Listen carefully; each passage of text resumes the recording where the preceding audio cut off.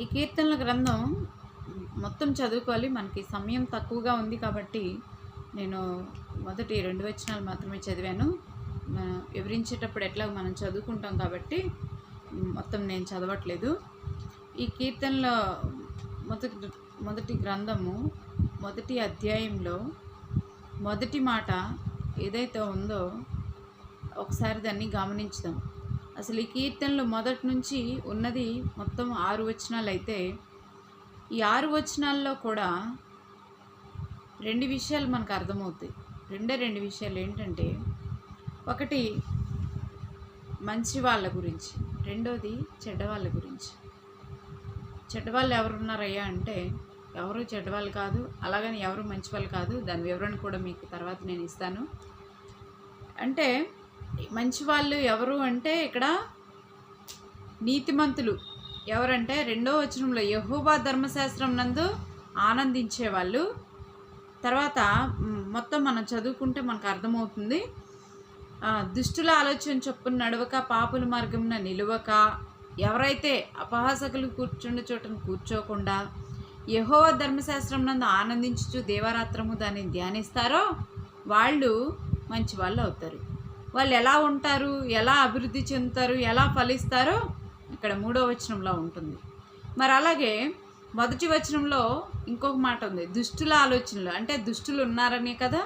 ఆ దుష్టుల గురించి మాట్లాడుతూ ఈ దుష్టులు ఎలా ఉంటారంటే ఇక్కడ 4వ వచనంలో చూడండి, దుష్టులు అలాగనుండక గాలి చెదరగొట్టు పొట్టువలే దుష్టులు ఉంటారని చెప్పి ఇక 2 విషయాలు అంటే మంచి వాళ్ళ గురించి ఉంది ఒకటి, రెండోది చెడ్డవారి గురించి కూడా, అంటే దుష్టుల గురించి కూడా ఇందులో వ్రాయబడి ఉన్నదన్నమాట. నీతిమంతులు మార్గము యెహోవాకు తెలియను, అలాగే దుష్టుల మార్గం నాశనానికి నడుపుతుంది. ఇక్కడ మనం గమనించారా, వాక్య భాగాన్ని గమనించారా మీరు? చూడండి, 2 దుష్టుల గురించి నీతిమంతుల గురించి మనకి స్పష్టంగా ఇక్కడ తెలియజేస్తుంది. దుష్టుల ఆలోచన చొప్పున నడవక, దుష్టులు ఎవరు ఇక్కడ? పాపుల మార్గంన నిలువక, అపహాసకులు కూర్చొని. ఈ లోకంలో మనం ఎంతోమందిని చూస్తున్నాము. మన లైఫ్ జర్నీలో మనం చాలామందిని గమనించినప్పుడు మన దృష్టికి వాళ్ళు దుష్టులుగా కనిపిస్తారు. దుష్టుడు అనగా అపవాది, దుష్టుడు అనగా సైతాన్ అన్నమాట. అపవాది ఏం చేస్తాడు? దేవునికి ఇష్టం లేని పనులు, చెడ్డ పనులన్నీ చేస్తూ మనల్ని ఎప్పుడు పాపంలో పడేయాలా అని చూస్తూ ఉంటాడు. అలా పాపం చేసి అపవాది మాటలు వినే మనము పాపంలో పడిపోయినప్పుడు దేవునికి దూరం అయిపోయి దుష్టుడు చెప్పినట్టల్లా మనం చేస్తూ ఉంటాం అన్నమాట. ఈ పాపుల మార్గం నిలువక, పాపులంటే ఎవరు? ఈ మనమందరం పాపులమే. ఈ లోకంలో నీతిమంతుడు ఒక్కడనూ లేడు, ఏ ఒక్కడనూ లేడని వాక్యం సెలవిస్తూ ఉండగా, మరి పాపులంటే ఎవరంటే అందరూ పాపులే. కానీ ఎవరైతే యేసుక్రీస్తు యొక్క నిజమైన దేవుడని యేసుక్రీస్తుని అంగీకరించకుండా, ఎవరైతే ఇంకా దుష్టుడి మాట వినుకుంటూ దుష్టుడిని ఎవరైతే దగ్గరగా దుష్టుడితో సహవాసం చేస్తూ ఉంటారో వాళ్ళే పాపులు. యేసుక్రీస్తు నా సొంత రక్షకుడని ఎవరైతే ఒప్పుకోకుండా, యేసుక్రీస్తుని నిజదేవుడిగా ఒప్పుకోకుండా, ఆరాధించకుండా, చెడ్డ పనులు ఈ లోకంలో ఎన్నో ఉన్నాయి అవన్నీ చేసుకుంటూ ఇష్టానుసారంగా జీవిస్తారో వాళ్ళు దుష్టులు. ఎవరైతే యేసుక్రీస్తు నామాన్ని అంగీకరిస్తారో వాళ్ళు నీతిమంతులుగా తీర్చబడతారు. ఆయన తన యొక్క స్వరక్తం చేత మనల్ని కొనుక్కున్న దేవుడు కాబట్టి ఆయన రక్తంలో మనమందరం కడగబడాలనేది, ఈ లోకంలో నీతిమంతులు అందరూ నీతిమంతులుగా తీర్చబడాలి. చనిపోయిన తర్వాత మనకు మరొక భవిష్యత్తు ఉంది, మనకు మరొక లోకం ఉంది.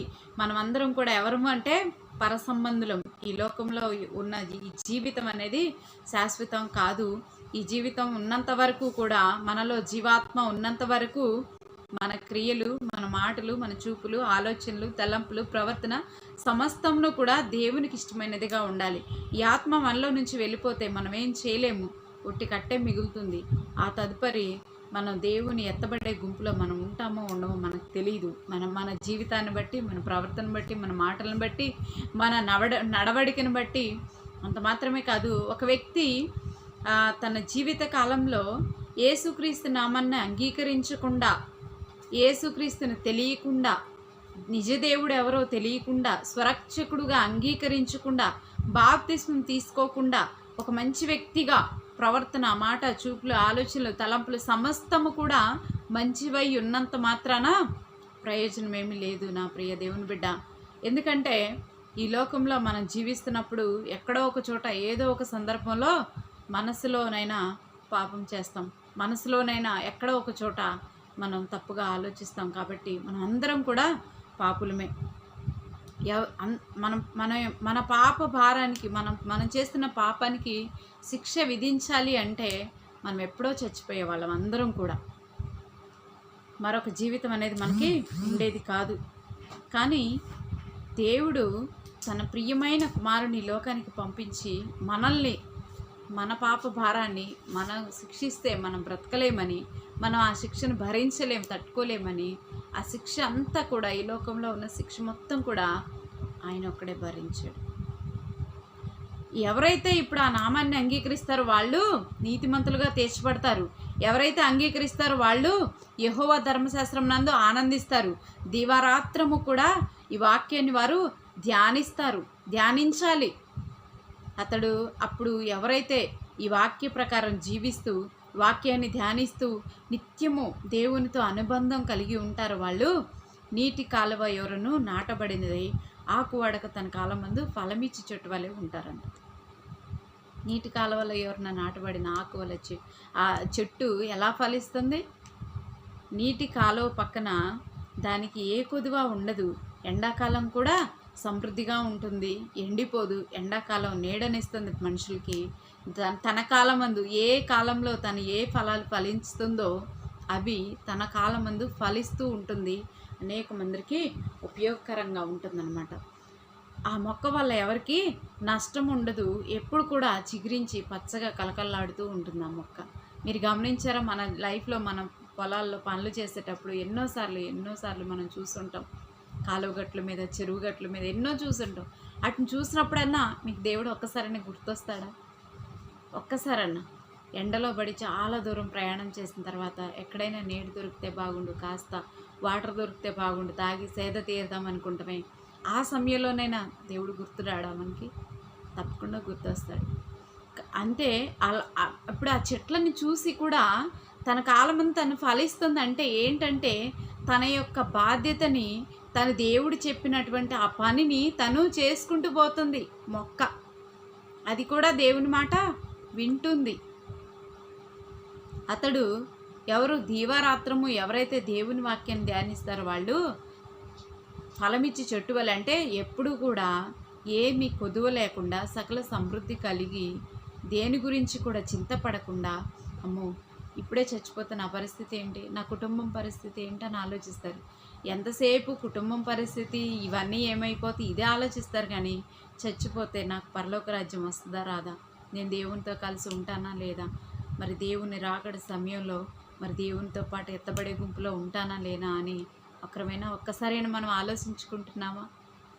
ఒకసారి ఆలోచించండి. ఇప్పటి వరకు ఈ లోకంలో ఉన్నవాటి గురించి ఆలోచించాం, ఇప్పటి వరకు ఈ లోకంలో ఉన్నవాటి గురించి ప్రాకులాడాము. మన జీవితం ఫలింపు కలిగిన జీవితంలా ఉందో లేదో మనకు తెలియదు. కానీ ఒక్కసారి ఇప్పుడు ఆలోచించండి. ఒకవేళ అలా లేని ఎడల ఇప్పుడే యేసుక్రీస్తు యొక్క పరిశుద్ధమైన నామాన్ని అంగీకరించి ఆయన వాక్యాన్ని ధ్యానించు. నీ జీవితంలో కార్యం జరిగిద్ది, నీ మనసులో కార్యం జరిగిద్ది.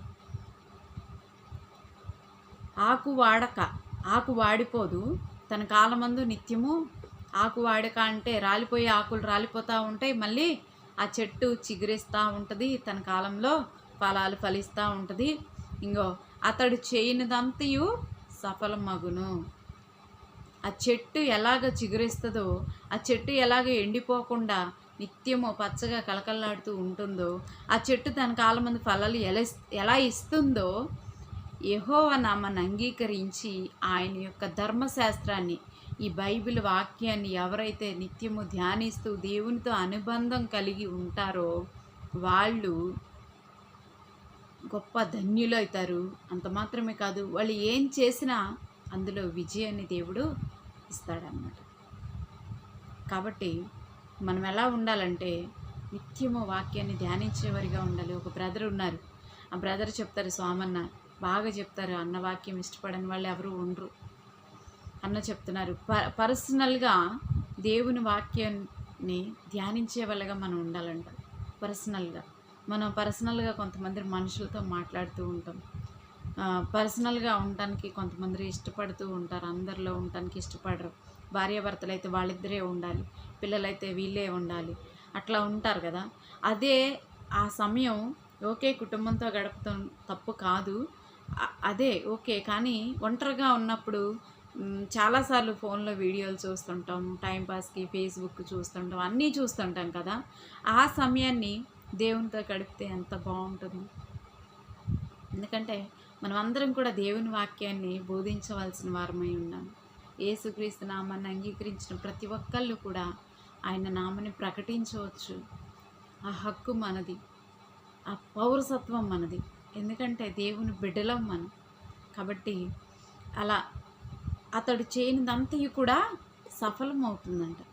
సఫలం అంటే అది ఏ పని చేసినా కూడా ఇందులో దేవుడు విజయాన్ని ఇస్తాడు. మరి అంతేకాదు, మరి వీళ్ళు నీతిమంతులుగా తీర్చబడతారనమాట. ప్రతి పాపం నుంచి మనల్ని కడిగి ఆయన యొక్క పవిత్ర రక్తం చేత మనల్ని కడిగి శుద్ధి చేసి మన ప్రతి పాప భారాన్ని దూరపరిచి మన భారమంతా ఆయన మోసి, మనం పొందవలసిన శిక్ష యావత్తు ఆయన మోసి మనల్ని పవిత్రులుగా నీతిమంతులుగా తీర్చాడు. అలా తీర్చబడటానికి మనము ఏమాత్రం అర్హులం కాదు, కానీ కేవలం తన యొక్క ఉచితమైన కృపను బట్టి, మన పట్ల ఆయనకున్న ప్రేమను బట్టి, మనము ఆయన బిడ్డలం కాబట్టి ఆయన తన స్వహస్తాలతో మనల్ని ఇష్టంగా ప్రేమగా చేసుకున్నాడు. సృష్టినంతా కూడా తన నోటి మాటతో కలుగజేసి మనిషిని మాత్రమే చేతులతో తయారు చేసుకొని ఆయనలో ఉన్న జీవాత్మను ఊదాడు. ఎంత ప్రేమ దేవునికి కదా, మనమంటే ఎంత ప్రేమ. నీతిమంతుల సభలో మనల్ని కూర్చోబెడతాడు. అసలు నీతిమంతులు ఉన్నారా అంటే లేరు, కానీ ఆయన పరిశుద్ధ రక్తంలో కడగబడిన ప్రతి ఒక్కళ్ళు కూడా నీతిమంతులుగా తీర్చబడ్డారు. కాబట్టి ఆ యొక్క నీతిమంతుల సభలో మనం ఉంటాము. ఆ నీతిమంతుల మార్గము యెహోవాకి తెలియను. మన మార్గం ఎవరికి తెలుసుద్ది? దేవునికి తెలుసు. మన క్రియలన్నీ దేవునికి తెలుసు. మనం చేయబోయే ప్రతి పని దేవునికి తెలుసు. నీకంటే ముందుగా వెళ్ళి సమస్తాన్ని సిద్ధపరచువాడు ఆయనే.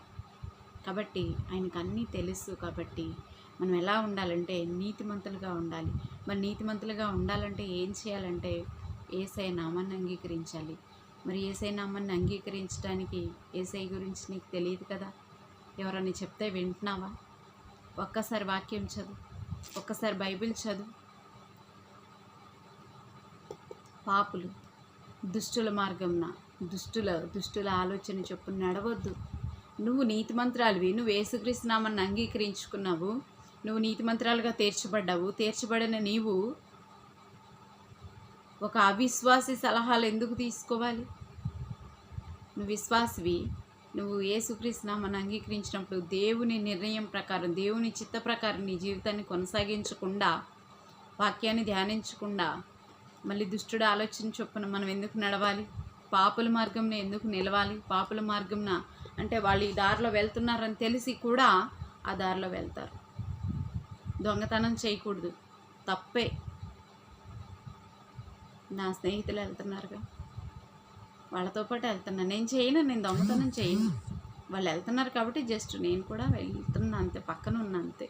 నాకు తెలియదు అసలు వాళ్ళు ఎందుకు వెళ్తున్నారో కూడా నాకు తెలియదు అని చెప్తారు, కథలు చెప్తుంటారు. ఎన్నో చూస్తున్నాం టీవీల్లో, అట్లా న్యూస్ల్లో కదా. తప్పే కదా, పాపమే కదా. తెలిసి ఎందుకు చేయాలి? ఆ మార్గం మంచిది కాదని తెలిసి కూడా ఆ మార్గంలో ఎందుకు మనం నడవాలి?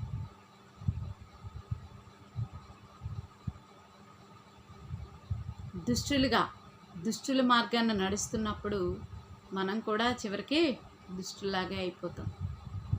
నువ్వు ఎవరితో సహవాసం చేస్తున్నావో, నువ్వు మంచి వాళ్ళతో సహవాసం చేస్తున్నావా, చెడ్డ వాళ్ళతో సహవాసం చేస్తున్నావా, నీ సహవాసం ఎలా ఉందో ఒకసారి ఆలోచించు. నువ్వు ఎవరితో నీతో సహవాసం చేయడానికి ఇష్టపడే వాళ్ళు మంచి వాళ్ళ, చెడ్డ వాళ్ళ, వాళ్ళు నీతిమంతుల, దుష్టుల, వాళ్ళు పాపుల, ఏంటి అసలు వాళ్ళ కేటగిరీ ఏంటి? ఒకసారి ఆలోచించుకోవాలి మనం. ఆలోచించకుండా మంచి వాళ్ళేలే, మనతో క్లోజ్గా ఉంటున్నారు కదా, మనకు సహాయం చేస్తున్నారు కదా, వాళ్ళు చేసే సహాయం నీకు అవసరం లేదు, నీకు సహాయం చేయవాడు, నీకు సమస్తాన్ని సమకూర్చి జరిగించేవాడు దేవుడు ఉన్నాడు. వీళ్ళ సహాయం ఎంత? ఇది చూసి మనం మురిచిపోతుంటాం ఈ లోకంలో. అది శాశ్వతం కాదు. అలాంటి దానికోసం మనం ఆరాటపడేవారిగా ఉండొద్దు.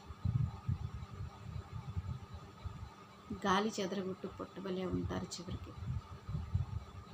ఇప్పుడు మనకి రైస్ తింటున్నాం కదా మనం, ఆ రైసు ఎక్కడి నుంచి వస్తుందంటే వడ్లలో నుంచి వస్తుంది. ఆ వడ్లు మిల్లుకి వేస్తే ఆ పొట్టంతా పోయి రైసు సపరేట్ అయిపోయి వస్తున్నాయి. ఆ పొట్టు మిల్లులో ఒక చివరన పడేసి ఉంచుతారనమాట. లారీలు అవుతుంది అది. పెద్ద పెద్ద లోళ్ళు ఎన్ని తోలినా ఇంకా వస్తూనే ఉంటుంది. ఆ పొట్టు ఉంటుంది, ఆ పొట్టు గట్టిగా గాలి వస్తే లేచిపోద్ది. ఆ పొట్టు ఎటుపోతుంది తెలుసా? దాని గమ్యం ఏంటో తెలుసా? దాని అడ్రస్ ఏంటో తెలుసా? తెలీదు. అలాంటి గాలి చెదరగొట్టే పొట్టు వలె దుష్టులు ఉంటారు. నా ప్రియమిత్రమా, నా ప్రియ సహోదరి సహోదరులారా, అలాంటి స్నేహాలు మనకొద్దు, అలాంటి ఆలోచనలు మనకొద్దు. ఆ దుష్టుడు ఆలోచన చొప్పున మనం నడవద్దు. నీకేది నచ్చుతుందో అది చెయ్యి. అది దేవుని చిత్తమో కాదో తెలుసుకొని చెయ్యి. అంతేగాని నా కళ్ళ ముందు దారి మార్గం సరళంగా కనిపిస్తుంది కదా అని నువ్వు అందులో ప్రవేశిస్తే ఆ తర్వాత నీ గమ్యం ఏమవుతుందో, నీ భవిష్యత్తు ఏమవుతుందో ఆలోచించుకోవాలి. నీతిమంతుల సభలో పాపులు నిలవరు. నీతిమంతులకి పాపులకి పొత్తేంటి అసలు? విశ్వాసులకి అవిశ్వాసులకి పొత్తేంటి అసలు? కాబట్టి నీతిమంతుల సభలో నిలవలేరు వాళ్ళు. మనం చనిపోయిన తర్వాత నీతిమంతులు యేసుక్రీస్తు నామాన్ని అంగీకరించి నీతిమంతులుగా తీర్చబడిన ప్రతి ఒక్కళ్ళు పరలోక రాజ్యానికి వెళ్ళారనుకో, మరి మనం కూడా పరలోక రాజ్యానికి వెళ్ళాలనుకుంటున్నాం. నీకు అర్థమవుతుంది? పరలోక రాజ్యం అంటే అర్థం కాని వాళ్ళు కూడా ఉన్నారు చాలామంది, తెలియని వాళ్ళు ఉన్నారు చాలామంది. స్వర్గం నరకం అని రెండు ఉన్నాయి కదా. మరి నువ్వు స్వర్గానికి వెళ్తావా నరకానికి వెళ్తావా ఆలోచిస్తున్నావా? అంటే సహవాసం చేస్తేనే వెళ్తారా అంటే సహవాసాన్ని బట్టే కదా తర్వాత మన నడవడి, మన మాటలు, మన ప్రవర్తన సమస్తం ఉండేది. మన సహవాసాన్ని బట్టే కదా. మనం ఎవరితో స్నేహం చేస్తున్నామో దాన్ని బట్టి మనం మారిపోతూ ఉంటాం. మనకు తెలీదు. అనుకోకుండానే మన మాటలు కూడా మారిపోతాయి, ప్రవర్తన మారిపోతాయి, అభిరుచులు మారిపోతాయి, అన్నీ మారిపోతాయి. నేనేం మారలేదు, నేను ఇలాగే ఉన్నాను అనుకుంటాం. అంతా అయిపోయాక అర్థమవుతుందన్నమాట మనం ఎంత మారామని. కాబట్టి అటువంటి ఆ దుష్టులు నీతిమంతులతో సహవాసం కలిగి ఉన్నావా? స్నేహం కలిగి ఉన్నావా? నీ మార్గం ఎటు వెళ్తుంది? నీ గమ్యం ఎటు వెళ్తుంది? నీ ఫోకస్ ఎక్కడుంది? ఒకసారి ఆలోచించుకో నా ప్రియ సహోదరి సహోదరులారా. ఎందుకంటే మనం ఈ లోకంలో జీవించే ఈ జీవితం శాశ్వతం కాదు. ఈ 100 ఏళ్ళు మనకు దేవుడు ఆయుష్కాలాన్ని ఎంతవరకు ఇచ్చాడు? 100 ఏళ్ళు ఇచ్చాడు. ఈ 100 ఏళ్ళ ఆయుష్కాలంలో మనం అధిక బలం ఉంటే 70 సంవత్సరాలు, అంతేనా? దేవుడు ఇచ్చిన ఆయుష్ 70 సంవత్సరాలు, అధిక బలం ఉంటే 80 సంవత్సరాలు ఉంది. మరి ఓకే 100 ఏళ్ళు అనుకున్నా కూడా ఈ 100 ఏళ్ళు, ఈ 70 ఏళ్ళు, ఈ 80 ఏళ్ళకే మనం కరెక్ట్గా హ్యాపీగా ఉండేది 20 సంవత్సరాలు, మా అంటే 25 సంవత్సరాలు. ఆ తర్వాత పెళ్ళి, పిల్లలు, ఉద్యోగాలు, బర్డెన్స్ చాలా చాలా వస్తాయి. శ్రమ, అది ఒక బాధ్యత. ఆ తర్వాత పిల్లలు ఎదుగుతారు, వాళ్ళ భవిష్యత్తు, వాళ్ళేంటి, వాళ్ళ గురించి ఆలోచించుకోవాలి. ఈ లోపల వయసు అయిపోతూ ఉంటుంది. మన గురించి కూడా కొంచెం ఆలోచించుకోవాలి. ఆ తర్వాత వాళ్ళ పిల్లలు వాళ్ళంతా అయిపోద్ది, మంది కూడా అయిపోద్ది, వయసు కూడా. చివరికి ఏంటంటే వాళ్ళు పెడతారా వీళ్ళు పెడతారని ఎదురు చూస్తూ, ఎవరన్నా ఒక ముద్దేస్తే తింటూ, వాళ్ళ పిల్లల్ని వీళ్ళ పిల్లల్ని ఎత్తుకుంటూ, అవకాశం ఉంటే అవకాశం లేకపోతే మెదలకుండా కూర్చుంటాం, కాలం గడుపుతుంటారు. ఈ కొద్ది కాలమే, ఎంతో లేదు, మన జీవితం ఎంతో లేదు. ఇప్పుడు చివరి దినాల్లో మనం ఉంటున్నాం. మరి మన జీవితం, మన బ్రతుకు, మన మన యొక్క గమ్యం, మన ఫోకస్ అన్నీ కూడా మనం మార్చుకోవాలి. మన ఫోకస్ దేవుని వైపు ఉండాలి, దేవుని వైపు ఉండాలి, దేవునితో ఉండాలి, దేవునితో అనుబంధం. ఎలాగో ఖాళీగానే ఉంటున్నారు కదా, ఒకసారి బైబిల్ చదువుకోండి, దేవుని పాటలు పాడి దేవుని నామని మహింపరచండి. ఎందుకు ఖాళీగా ఉండాలి? సమయాన్ని ఎందుకు సమయం పోనివ్వద్దు. ఈ సమయం లేక, ఈ అవకాశాలు లేక అలమటించిపోతున్నారు చాలామంది బిడ్డలు. సమయం ఉన్నప్పుడేమో దేవుని సమయాన్ని దొంగిలించి దొంగలుగా మిగిలిపోయారు. ఇప్పుడు మాత్రం నాకు కొద్దిగా సమయం ఇయ్యి ప్రభువా, ఒక్క అవకాశం ఇయ్యి ప్రభువా అని అడుగుతున్నారు. ఆయన మన దేవుడు చాలా మంచివాడు, సమయం ఇచ్చేవారికి ఇస్తున్నాడు. ఇంకా ఓర్చుకుంటున్నాడు, ఇంకా మారుతారు, ఇకనైనా మార్చుకుంటారు. నా ప్రియ దేవుని బిడ్డ, నిన్నెంతగానో ఈ లోకంలో ప్రేమ ఏది శాశ్వతం కాదు, ఈ లోకంలో స్నేహాలు శాశ్వతం కాదు. ఈ 100 ఏళ్ల ఈ జీవితానికి మనం ఇలా అయిపోతే ఆ తర్వాత 1000 ఏళ్ల జీవితం ఉందే, నిత్యానందం ఉందే. మరి అది ఎట్లా? ఇక్కడ మనం జీవించే కొంచెంలో నమ్మకంగా ఉండు, ఎక్కువగా దేవుడు నీకు ఇస్తానన్నాడు. ఈ కొంచెం జీవితం నీకు ఇచ్చాడు, అది ఆస్తుల్లో కాదు, ఇంక దేంట్లోనూ కాదు, వాటిలో కూడా ఉండాలి.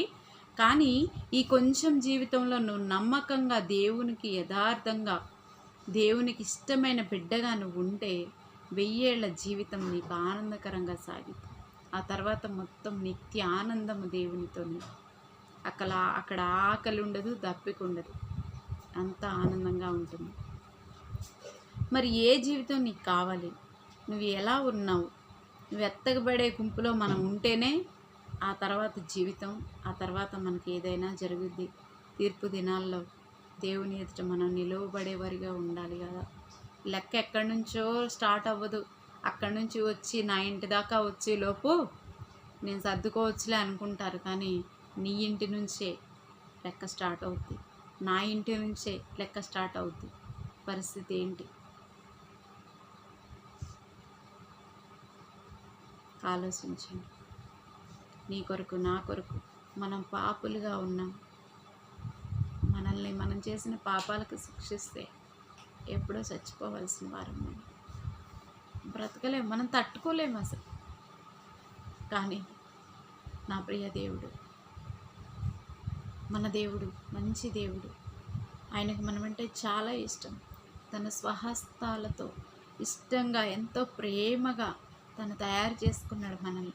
తనలో ఉన్న జీవాత్మను మనలో ఊదాడు. ఆయన ఈ లోకానికి మనిషిగా వచ్చాడు. దేవుడిగా వస్తే మనం అర్థం చేసుకోలేమని, దేవుడిగా వస్తే ఆయన మనం గుర్తించలేమని, నమ్ముతామో నమ్మమోనని మనిషిగా వచ్చి ఆయన మహిమను కనపరుచుకున్నాడు. మనిషిగా వచ్చి ఆయన వాల్యూస్ని మనకి ఇచ్చి వెళ్ళాడు. మనిషిగా వచ్చి ఆయన తన స్వహస్తాలతో మనల్ని తయారు చేసుకున్నాడు. కాబట్టి తన స్వరక్తం ఇచ్చి మనల్ని కొనుక్కున్నాడు. యవ్వన కాలాన్ని నీ కొరకు, నా కొరకు ఖర్చు పెట్టాడు.